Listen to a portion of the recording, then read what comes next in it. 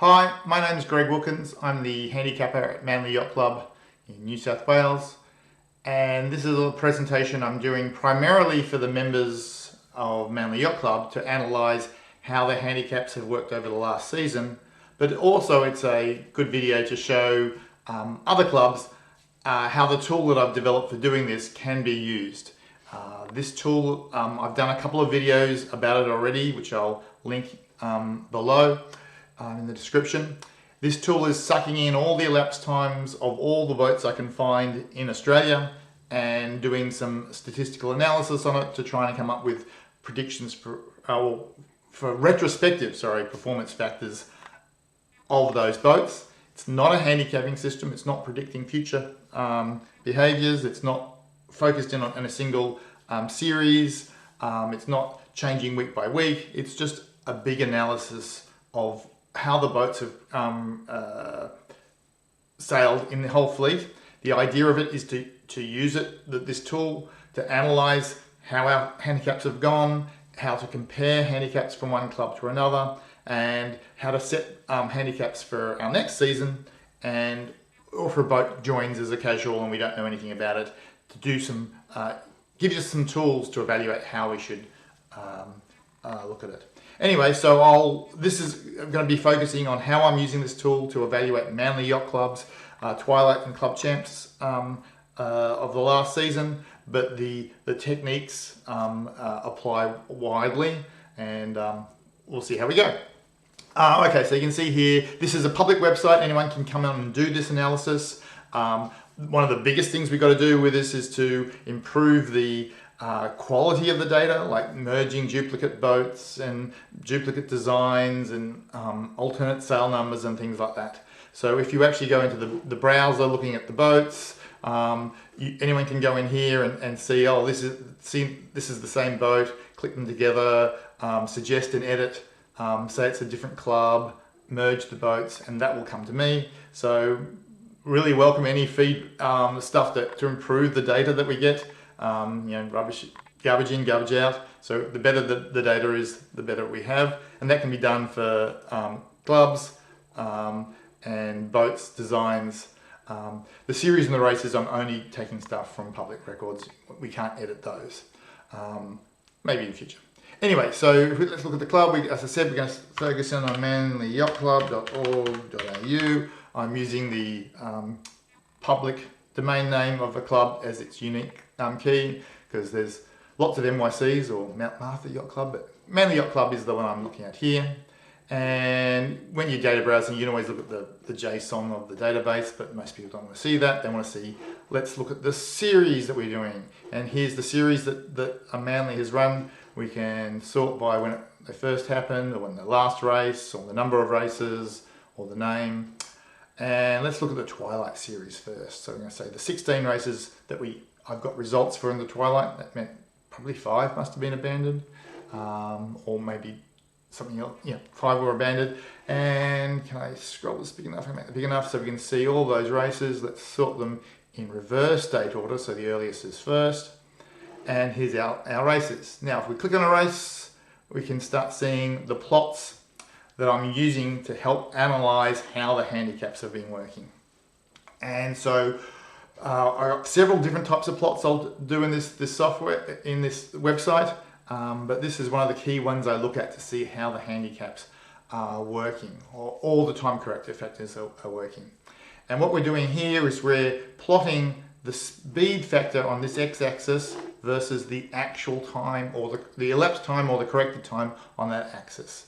And so the speed factor is the inverse of the time correction factor, because you divide the to get the back calculated handicaps, you divide. So it just makes it I'll try and stop talking about how it's actually done and what you can do with it. I've got a whole video on the actual mathematics behind it. And so what we'll see here, if we just look at, just for a moment, we'll just look at the elapsed times. What I'm seeing here is a nice straight line, because currently on the x-axis I'm plotting against the back calculated factor. What time correction factor did that boat need to get the same time as every other boat in that race?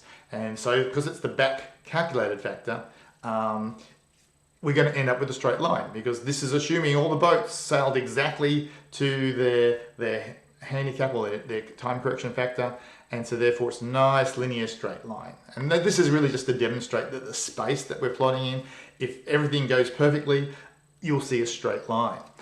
In this case, the straight line is taking less time for the faster boats, Far and Away, Mondo, and taking more time for the slower boats. But I can plot this in different ways, and this is just my early warning to show that, you know, lies damn lies and statistics.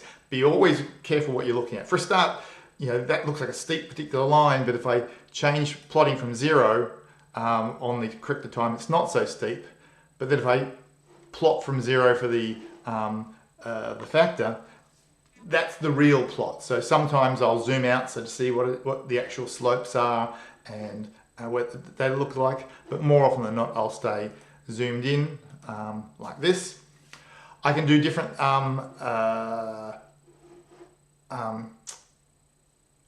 axes. Let's look at the reference factor. So the reference factor is what I expect that boat's design should do. And that's been determined by sucking in all the measurement certificates I can find, ORC, AMS, IRC, for these boat designs over the last 5 years, working out how to convert between them all and the weights we can do. Again, another whole factor how that works. And coming up with a time correction factor, or in this case a speed correction factor, because it's the inverse, of what we'd expect that boat design to do. So when we plot the actual elapsed time here against the design factor, we see that the boats weren't perfect. Some had bad days, were really slower.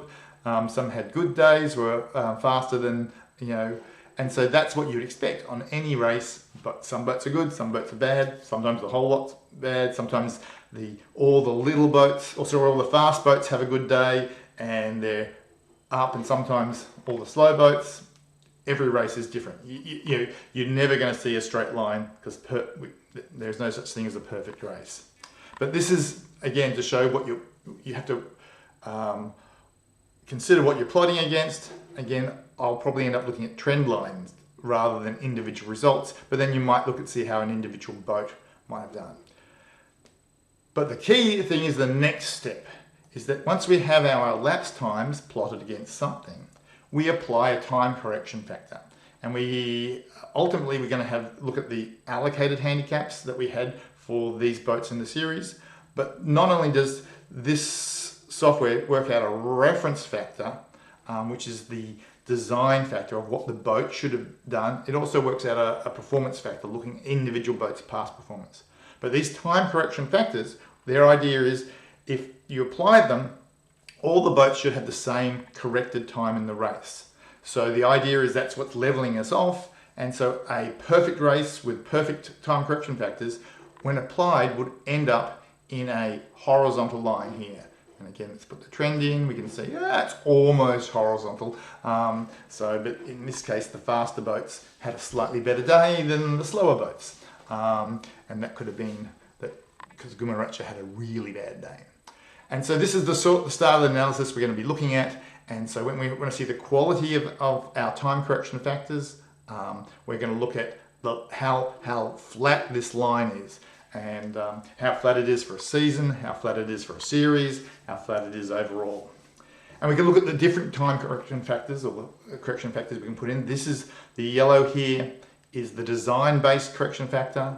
And if I look at the blue one, that's where I've gone and run an optimization over the last 5 years, and on each individual boat, what single number can I allocate it, or a single number for spinnaker, non-spinnaker, and two-handed. That will give us the best results across those last 5 years with the minimum variation from that beautiful expected flat line.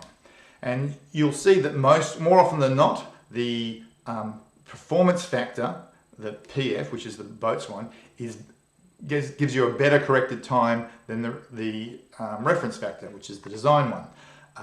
That's because most boats don't quite race to their design, and they get corrected back the other way. So they get a faster time with the performance factor. And you can see that's mostly the case for all other boats, but a couple of boats, okay, it's all a bit congested down here. When you're using the tool, you can zoom in if you want to look at something. You can put up the legend to see what things are and turn off individual lines, or zoom into just one line. So these graphs get very crowded. Let's make this one a little bit less crowded. I'm going to look at, just turn off the trend lines for now. And we can see that Mondo's got a tougher performance factor than its design factor. And which race I was in. So somewhere, where's gone? We had, Far and Away. If we look in here, Far and Away is, there we are, they've got a tougher than the design factor. And so once we start seeing things like this, we want to start asking why. Is it a failure of handicapping? Is it something about that boat? And so this brings me to the next feature of my software that I've been applying here. It's when I analyze all the data for the boat, I come up with a performance profile for a boat to see how does that boat race. And that's this pentagon that you might see popping up every so often here. If you hover over a boat, I'll show you the pentagon. And let's have a look at, if I just click through to Mondo, this is zooming on the boat Mondo, we can see what this pentagon is. And Mondo's done pretty well in their performance factor. The bigger the pentagon, the better it is. And let's talk about the spokes, because the whole idea is I analyze the data for 5 different spokes, give them every boat a ranking on those things. And that's how you see how good this boat is generally, or something about how that boat races, and it might explain what happens with their handicaps. So the first spoke here is frequency. The more frequently a boat races, the higher it ranks. The more it races across the whole year rather than just one season, the higher it ranks. And so, Mondo's out there racing an awful lot. So she's, basically the top percentile for that. Then we have consistency. So we look at their scatter plot of how their back calculated factor versus their performance factor. So we can see every single race they've done. And the more they are banging on, the less variance they have from their performance factor, the more consistent they are. So we come up with a ranking of every boat, or of how consistent they are, and the more consistent you are, the further out you are here. If you're very inconsistent, these scatter plots all over the place, then you're going to be back inside here. The diversity spoke is what's your opposition like? Are you how many boats do you race against? How many different boats you race against? So the more boats you race against, the more frequently you race against big fleets and diverse boats, the better you're going to rank. So you can see that Mondo's off there. She's doing Middle Harbour races. She's doing CYC races. She's doing Blue Water Point score races. She's doing Manly races. She's racing everybody. So she's got a really good diversity score. Again, 1.0. It doesn't get better than that. Stability. Again, we look at your back calculated factors of how you're going in your races, and we look at a trend. If your trend is absolutely level, steady, that's the best trend to have. That means you're probably sailing the boat at its capacity, your capability. You can't go any faster, but you're constantly getting there. That's the best to get for your stability axis. If it's improving, then that's good. You're getting better over time. That's second best in the stability axis. And if you're getting worse over time, that's worse, and you'll have down in here. So that's the stability spoke. And then finally, my favorite, the chaotic spoke. And this is, we can look at when you have a bad day, when you're off your expected factor. And then we look at the race that you had that in, and what did everyone else have? So if everyone has a bad day at the same time, you can say, oh, well, it was a weird race, the weather was strange, it was a tidal gate or something to that effect. Or did you have a bad day when everyone else had a good day, in which case you're very chaotic. Or did you have a really good day when everyone else had a bad day, in which case you're not very chaotic, so you'd race highly out here. Anyway, we get all these spokes, we rank all the boats, we put them on the spokes, and then we look at the area in there just to to rank the boats, or just look at the Pentagon just to know a little bit about them. And of course, you know, if you're frequently sailing consistently, you get a nice big fat triangle here, and you're frequent and stable, you get a big triangle here, and you're consistent and diverse, you get a good triangle there. So the factors sort of combine to give you a bigger area. And we can go look at the rankings of the boats on this performance profile, but at the moment that might be an end of season prize for the most performant boat. And you can do that by in Australia or by club or in series. But in this case, I'm just going to use it to maybe look for explanations of why Mondo has got a tougher performance factor than its reference factor. So it's looking at how all the other Sydney 38s go. It's been given a tougher one. And it may well be because she's got a good performance profile. She's got this big Pentagon, large area. Where Guamaracha had a bad day and it's got a handicap that's better than its performance factor. You can see, well, it's hardly racing, it's not consistent, it's got a performance profile that's pretty bad. What else have we got? Hebe's got a bit of a gap between the two of them. Yeah, you can see that that's not great. I think Far and Away, she's got the other way around. So she's got a performance factor that's tougher than her reference factor because she seems to be sailing frequently, not as consistent or diverse, a little bit more chaotic. But still, it's a big pentagram. I think Absolute's also got a good one in there. Kia Kaha is also a good boat. So we'll look at these, pop these up every so often as an attempt to explain, you know, or look for reasons for why a handicap might go the certain way or the results we're seeing.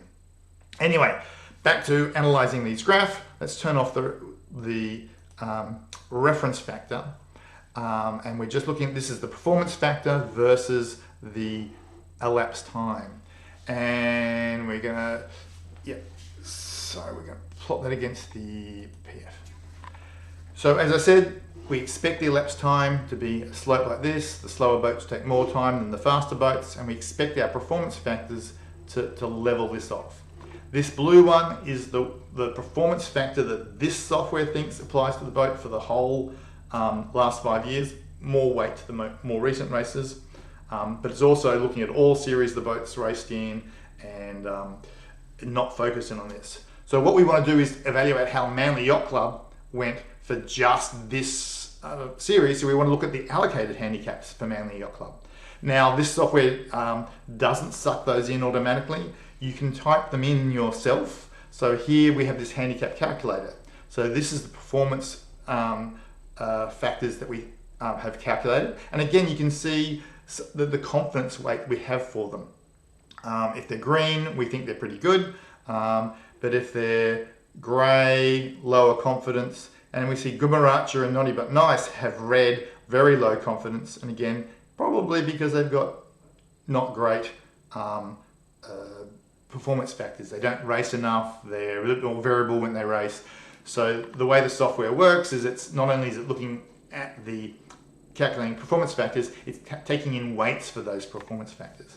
So anyway, this is what the number that this software has assigned, the timing correction factor. It's roughly calibrated to be the same as IRC in 2025, but it's not IRC in 2025, it's just a comparable number. Now that might not be the numbers that you're using in your system, so you can say, well, if, let's say Absolute's a fairly good boat, let's say it's the consistent boat, it's the 1.000 boat in my fleet, then we've now adjusted all the numbers here to match. So you could say, well, therefore, if Absolute's 1.00, then Gecko would be 0.96 and Kia Kaha be 0.95. So this is starting to see how the tool can use the performance factors to help you pick other ones. And it's not only you can put a single number in there, you can put multiple numbers in. Let's say, so flight was 0.9, and daydreaming was, say, 0.90, and we can start to see that, okay, these are how we're getting a consensus of what we like and what's the difference from what the performance factor would predict, and how good does it go for all the other ones. Best to see this if I actually put some real numbers in there. So if I clear all those ones, I can go to race 2 was the first completed race, and this is in Celsius. I can go to Celsius, Blue Water Point Score, or Top Yacht results pages, and you can grab the URL from them and plug that in here, and it'll go fetch the allocated handicaps that were given to those boats. Now, the software doesn't ever persist those PHS handicaps or use them when it's doing its own calculations.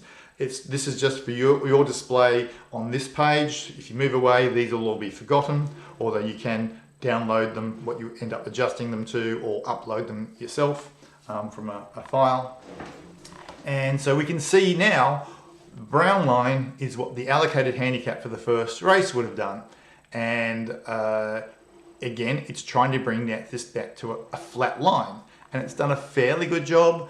Put the trend lines on there. It's a slightly higher slope than the performance factor, but remember, the performance factor is the retrospective one. I'm calculating that after everything's been done, and I'm saying, so this is the factor it should have got. Whereas the handicap is the forward one. It's trying week by week to guess what the boats are going to do next, not knowing the weather, not knowing how the boats have changed or improved, or new owners or new sales.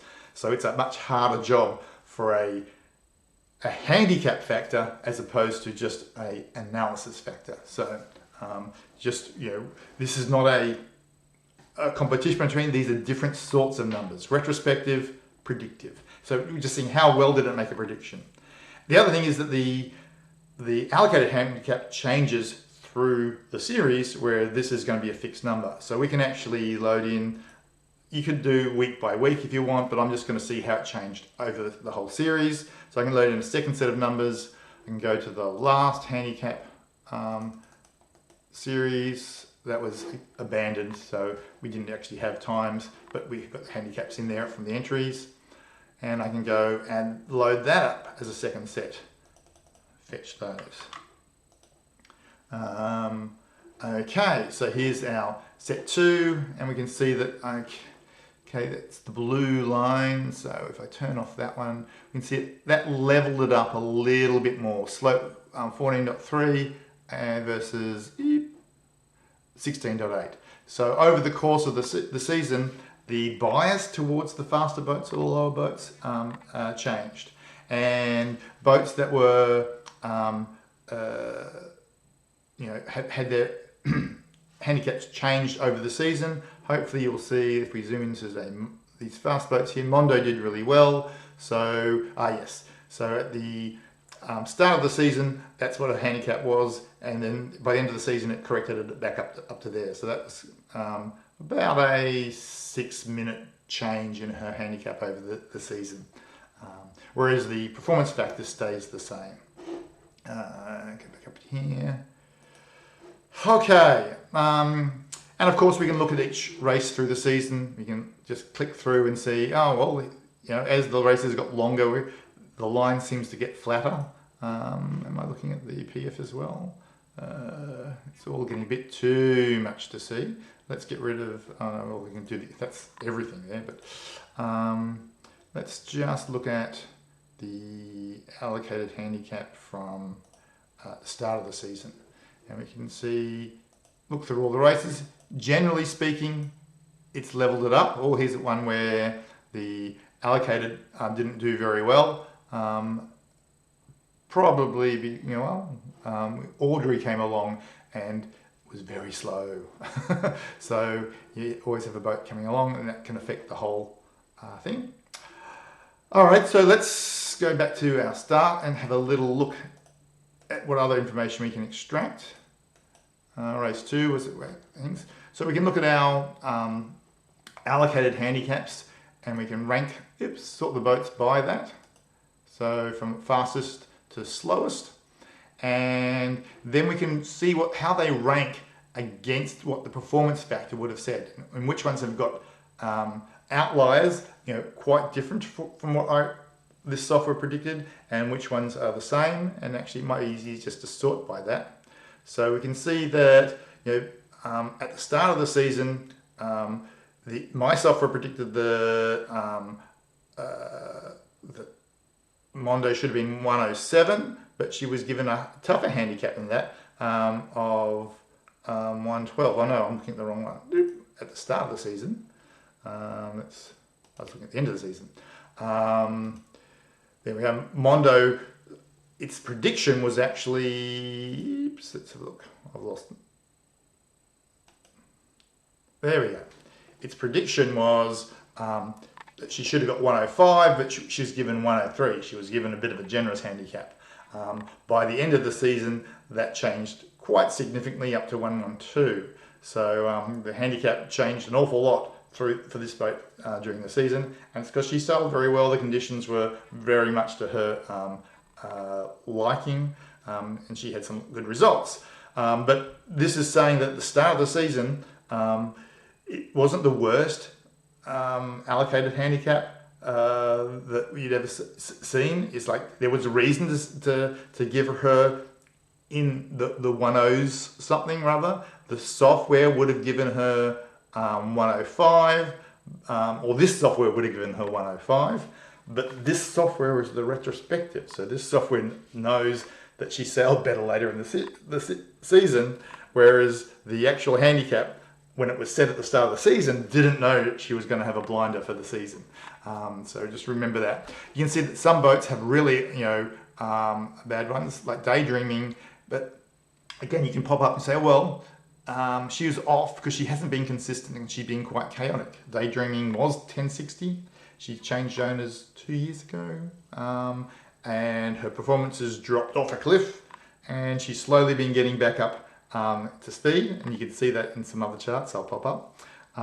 And so when you're being chaotic and stuff, it makes it hard to give a confident weight. So here she was given a much better handicap than she was predicted overall, and again that's the software, the performance handicap software, probably weighting more recent results more than this software does. And it's also the fact that when I'm calculating performance factors, I'm trying to look for consistently how a boat can go the best it can go. It's very easy to make a fast boat go slow, but you can't make a fast boat go faster. So I'll show you that on a different plot later on. Down at the other end here, we've got these ones are also flight. She was entered at 1, but predicted to be 0.91. That was a new boat to the fleet. Didn't have a lot of design information about it. Again, poor consensus on there, and so that was wrong, and I think we corrected that one pretty soon.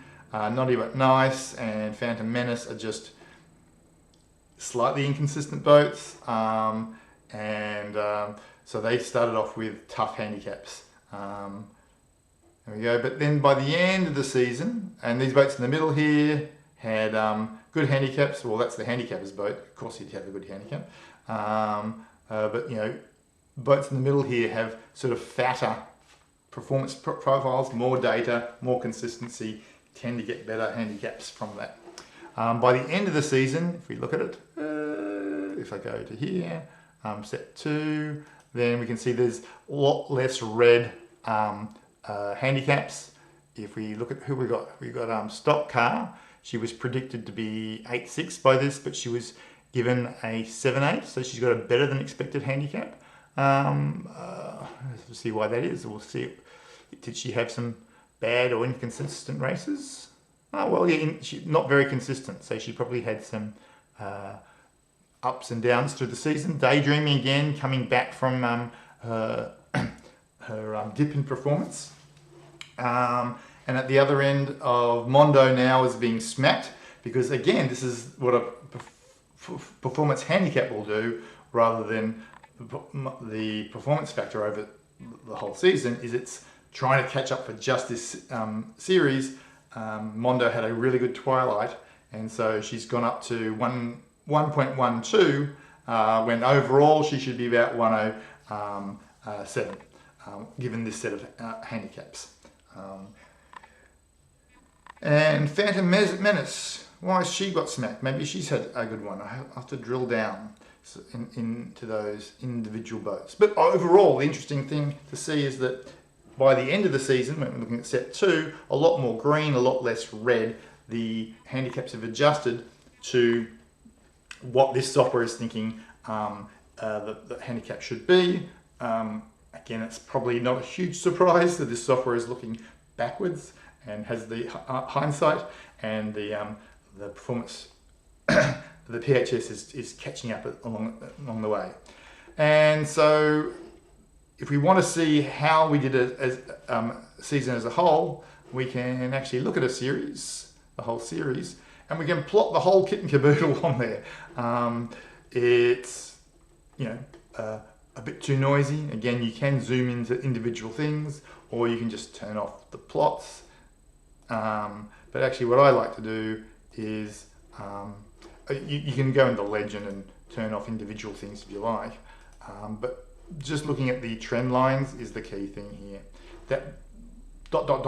is the overall trend that you get from the performance factors from this software, and those are the how the allocated handicaps did. So the handicaps never quite leveled it off in this season.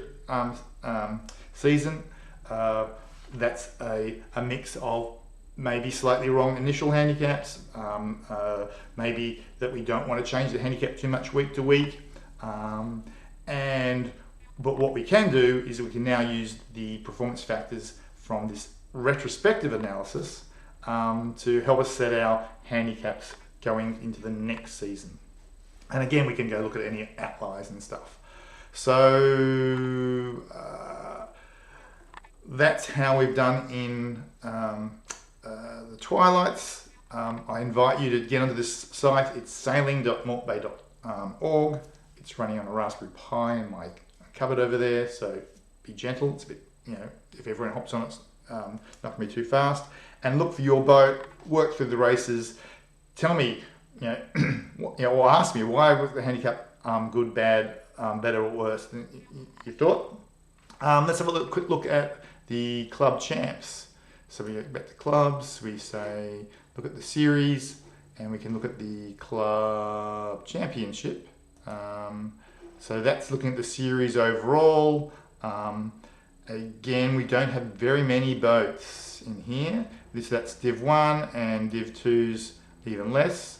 We can see again though that the ... let's get rid of the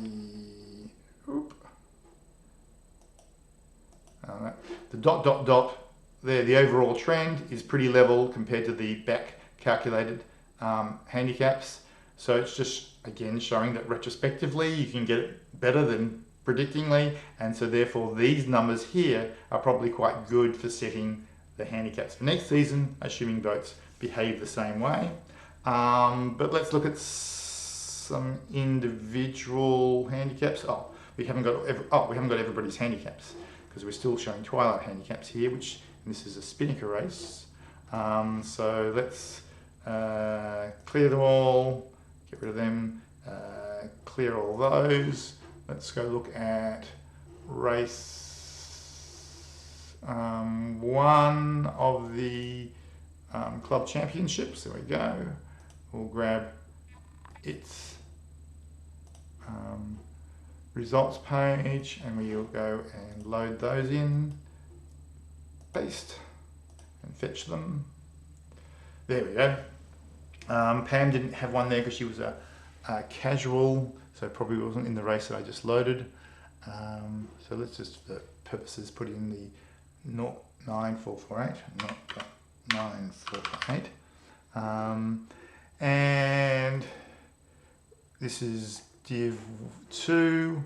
So we can see that we've got some outliers of had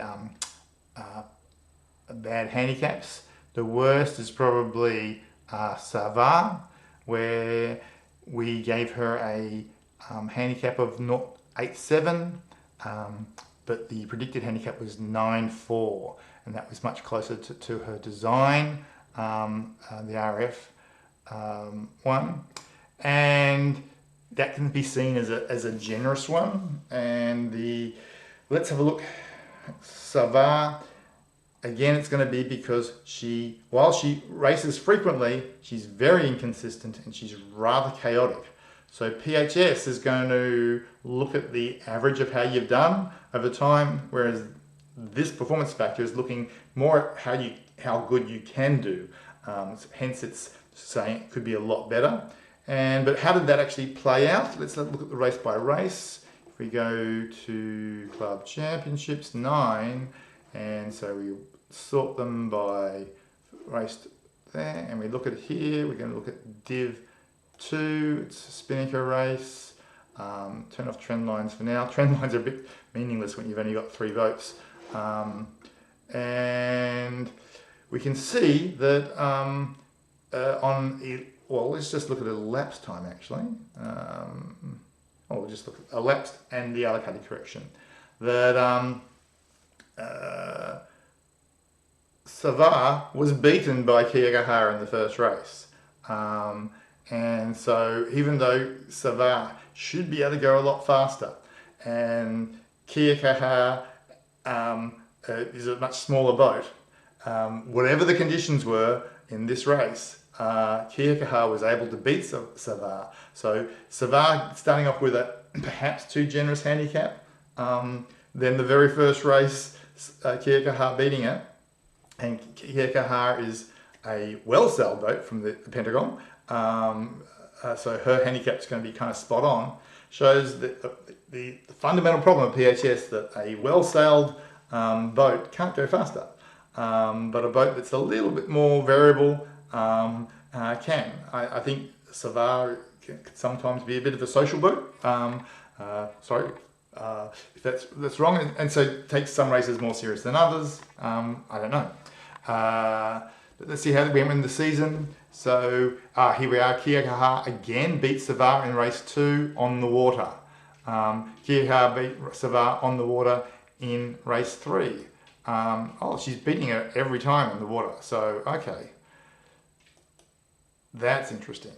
And all the way to the end.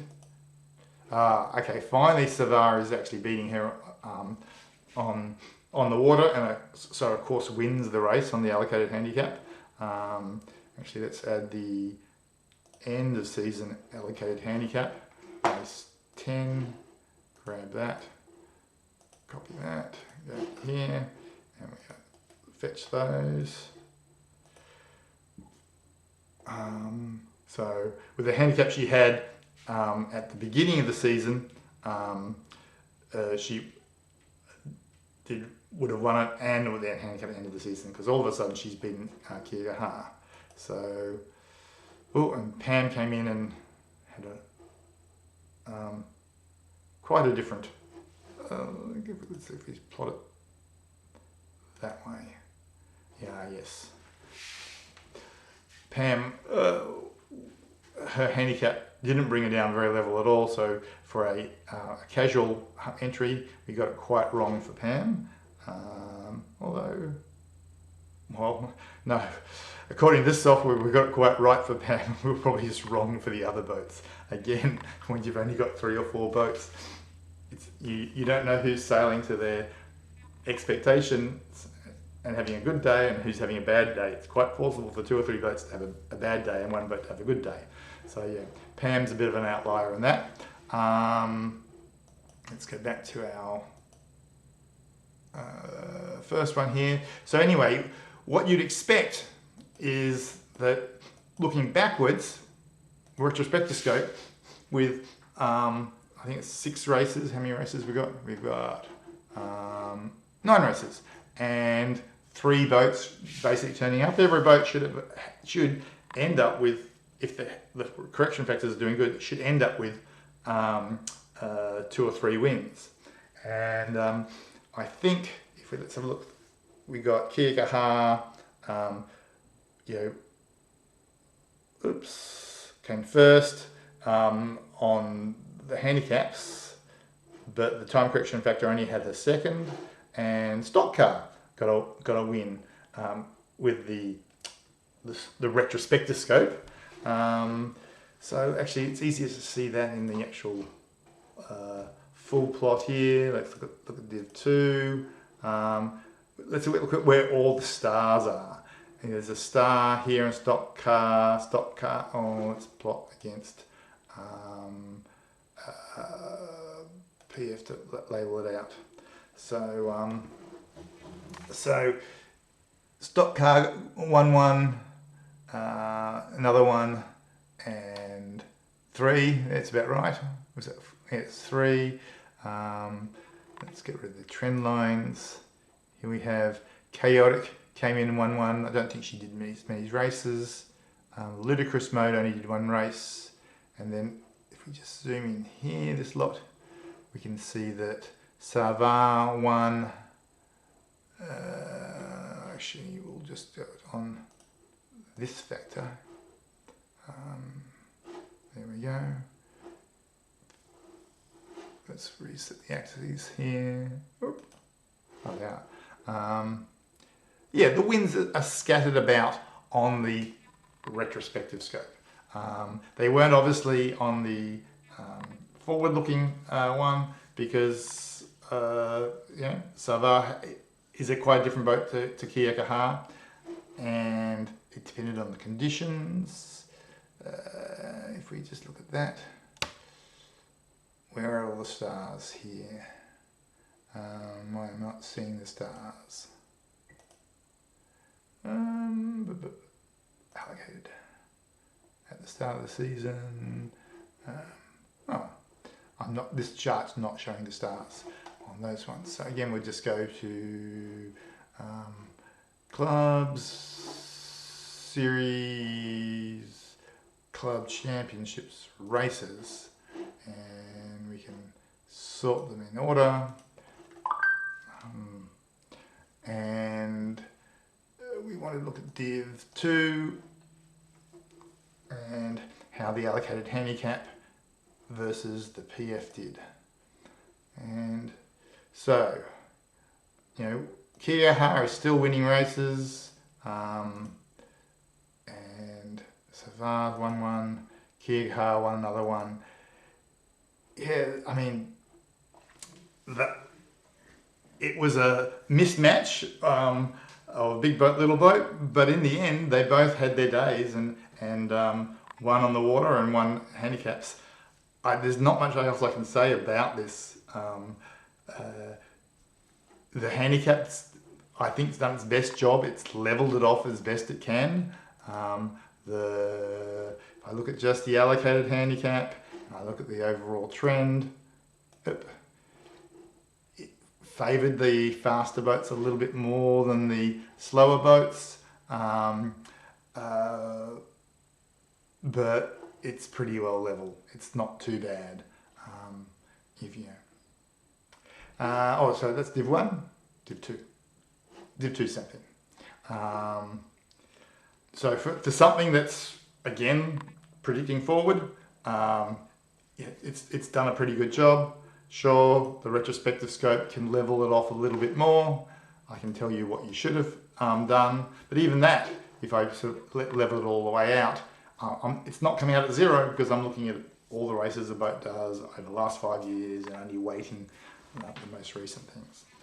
Anyway, so the idea of this software is now that once we have these handicaps, both looking at the allocated handicaps and most importantly crunching the elapsed times, we can use this now to feed into our next season.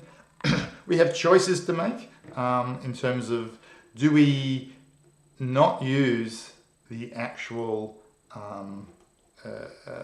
clear all allocated handicap numbers, and do we realign to the numbers to more IRC equivalent numbers? So basically shove everything up or down. I can't remember which way it went. Or do we stick with the numbers, making them comparable from season to season? My feeling is that we want to try and head towards a standard to be more comparable with everybody else. I'll have to do a bit more analysis to see where Middle Harbour and CYC, where their numbers are going. I think historically our numbers have been high, and therefore, not very compatible. So maybe we have to try and come up with a lower set. And so it might well be, I can go and get, let's say Mondo, she races at the CYC and Middle Harbour a bit, and we can say, at those races, she's been given a 1.02, and that's going to give us the numbers of everyone else. I mean, in Sirius, she races around a little bit. Let's say she gets 0.988 or something. And this is going to help us set our numbers for next season, and pick our well-styled boats that have a lot of diversity, nail in their handicaps, and then use how their performances went retrospectively to pick everybody else's handicaps. That's probably what I'll do for setting next season and see how we go. What else can we do on this software? I might just do another little tour around a few more things. If we actually have boats, we can actually compare individual boats. If we, not just within races, we can actually say, well, let's look at Sava.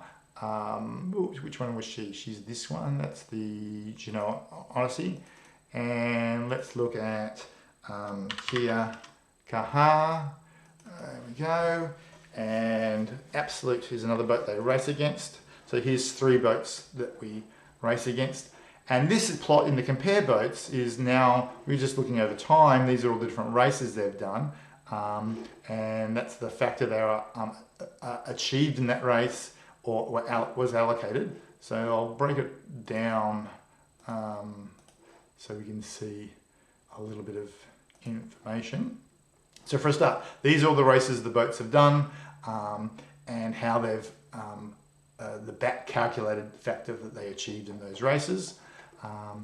If we look at the RF line, that's what the design reference factor for the design of that boat would have given them. And you can see that, so here, this is blue is Sava. Her reference factor is kind of higher than what she's achieving. So if I see, yeah, Sava's down here. So she's a little underachieving, whereas here we got Absolute. She's banging it on pretty close to what her design should do. And the same thing with Kia Kaha. Or we can plot the performance line, which is what the boats achieved. Looking at the actual boats achievement, and you can see that now is banging the Sava's line is down in here, the blue one. So that's close to what she's doing. So that's now, rather than what the design should do, this is what she can do. I can put a sliding average in there, and what I've done with this sliding average is to make it a very poor man's PHS equivalent.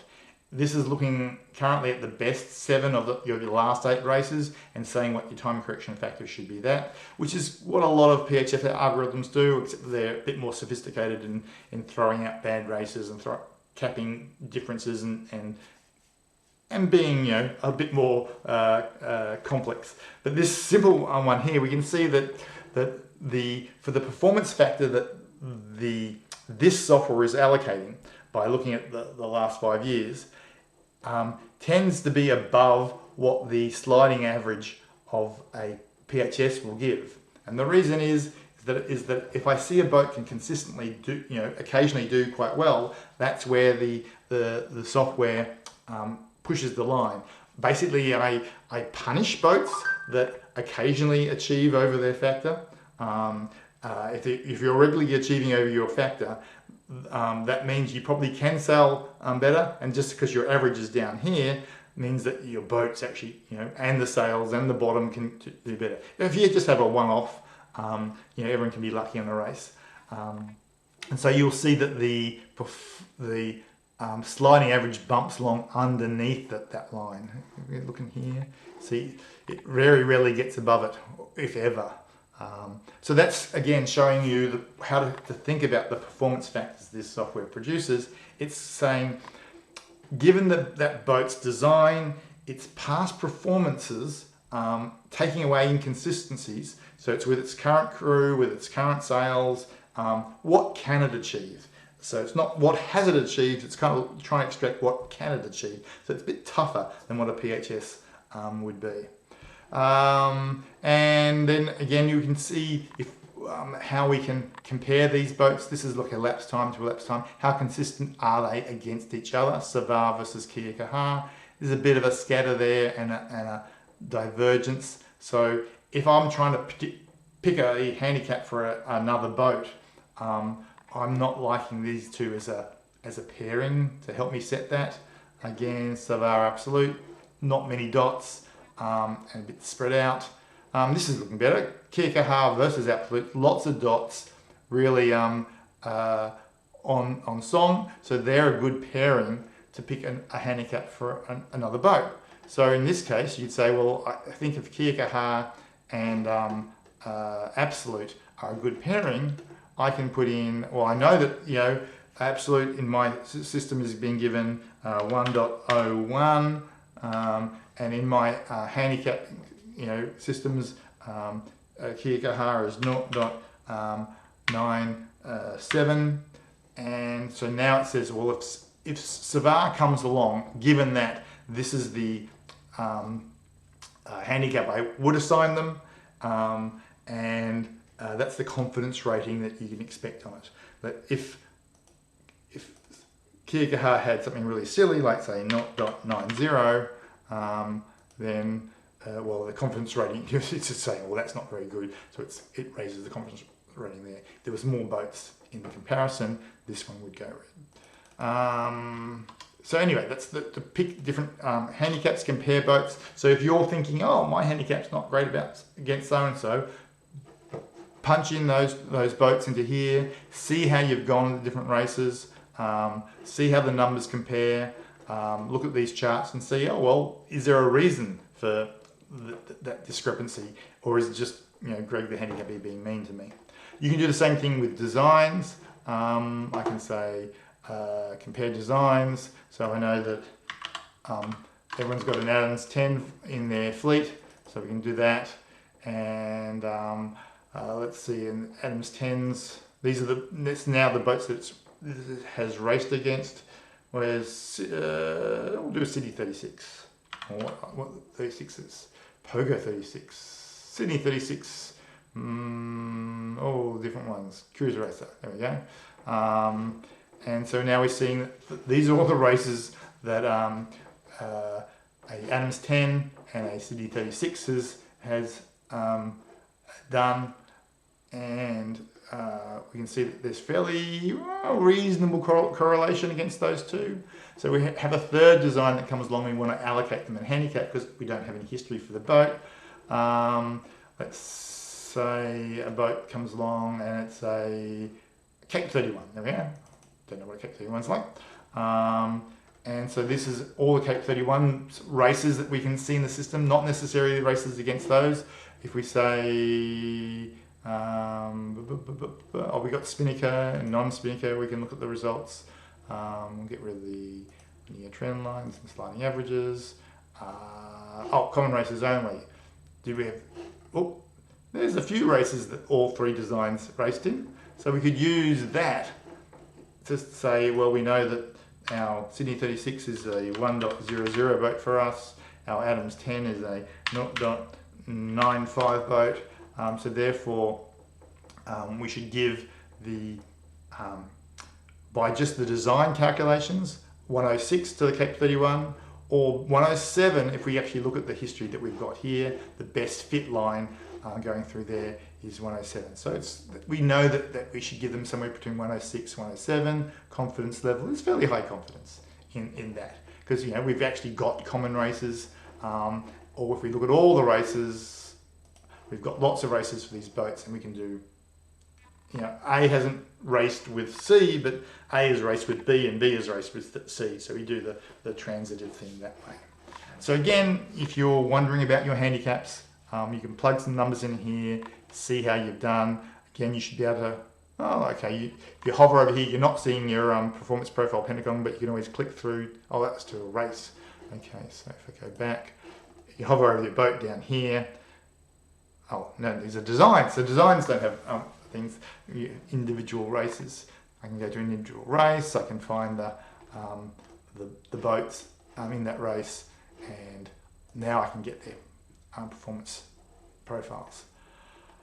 Anyway, so that's a quick sort of run through of the handicaps in our MYC Twilights and Club Champs, and the sort of analysis I'm doing to get for numbers to start next season. It's an exploration of this tool, which is very new. It's almost certainly wrong. It's probably got errors and omissions and whatever. So I'd really love people to come and play with it and help me clean up the data. Ask me questions about why is this number here, why that line that. And I'd love to know what people think about this performance pentagon, because any given club, let's go to say clubs, let's go to Middle Harbour Yacht Club, and we look at all your boats, and we're going to rank them by performance profile. Is this a reasonable ranking of boats at your club? I would love to know, is this way of considering a boat by frequency, consistency, velocity, chaotic and stability, does it match reality? So at Middle Harbour Yacht Club, this is saying Advanced Velocity, Contentious, Ostmark, Gambler, Walia, Zen, Exile, Blue Tack are all fairly well-sailed boats with big pentagons. If we look at Manly, myc.org.au, and we look at our boats, we can sort of say, and we're going to rank them by performance profile, hide the ones that don't have it. If you haven't raced in the last 12 months, you're not going to get a performance profile, and if it's not data, we just don't bother. And so Mondo comes out on top. And that's believable. Then we have Absolute. Yeah, she does a lot of racing, and she's getting quite consistent. Her stability is down a bit, and she's a little bit catered, has some bad races. Canrecki, yep, she's up there. Doesn't race with Manly as much nowadays, but she's a Manly boat. She's at Southport Stevens and stuff like that. Magician 5, a Twilight boat. So again, this is a way of ranking Spinnaker race boats with Twilight boats. They might not race against each other, but this is saying that, of our boats, although Magician 5 is doing Spinnaker races on the weekend as well, is that up there? I'd love to know, do people think that Mondo, Absolute, Canrecki, Magician 5, Kodak, Waterhound, Fast Company, Daydreamin'? Oh, Daydreamin's getting up there. Hey guys, you had a couple of bad years, but you're getting better with your frequency and your stability, your diversity, getting good points for that. You need to be more consistent and less chaotic, but yeah, you're up there. Does this match your reality? And I guess we should do the cruel look at the other end. Guamarachi, yeah, she doesn't race as much. Okavanga Delta, definitely. Spends most of its time growing barnacles. Madam Butterfly, geez. The performance factor is low confidence for some reason. So why is Madam Butterfly? Oh, well, she just hasn't been out enough, I guess. I guess she used to be serious things. Big Day Out, I don't even know if that's one of our boats. There could be data correction. Manly sailing boats are down here. They're going to be very inconsistent because they're sailed by students. It depends on the day. And remember, we don't have that many boats, so halfway through here we're starting to get to the middle of the fleet. So, yeah, feedback. There's lots of documentation online telling you how this works. Sailing.mortbay.org, please play with it. Remember, the performance factors that this calculates are not handicaps. They're not going forward. They're reviews of past performance. They can be used to set PHS handicaps going forward. It's a very similar but slightly different thing. Thanks for listening. Talk to you later. Finally, if you want to do ask questions, the best place to do it is if you look at documentation. This is on GitHub. You can go to GitHub and you can just open issues. Here we go. There's an issue someone's opened already. Okay. Oh, I opened it. And we're having discussions there. Thanks a lot. Talk to you later. Happy sailing.